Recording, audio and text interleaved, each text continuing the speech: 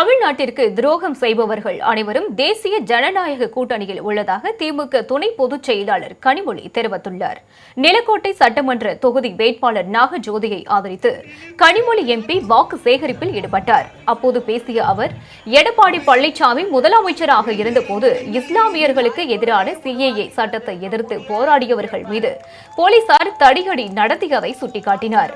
தமிழ்நாட்டிற்கு மட்டுமல்ல, தன்னை வளர்த்த கட்சிக்கும் துரோகம் செய்தவர் எடப்பாடி பழனிசாமி என அவர் விமர்சித்தார்.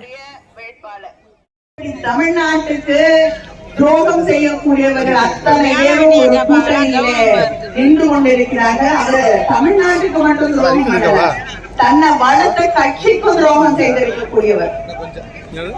தன்னுடைய கட்சியில தன்னோடு வளர்ந்த யாரும் இருக்கக்கூடாது, எல்லாரையும் கட்சியை விட்டு அனுப்பிட்டு அதே யாரோட நாங்க கூட்டணி வச்சது தப்பு அப்படின்னு சொன்னாரோ, இன்னைக்கு அதே மேடையில நின்று கொண்டு கைகோர்த்து கொண்டு அந்த பிஜேபி கூட்டணியிலே தன்னை ஐக்கியமாக்கி கொண்டிருக்கக்கூடிய, மாற்றி மாற்றி பேசிக் கொண்டிருக்கக்கூடிய எடப்பாடி பழனிசாமியை நாம் அடையாளம் கண்டு இந்த தேர்தலிலே சரியான பாடத்தை புகட்ட வேண்டும்.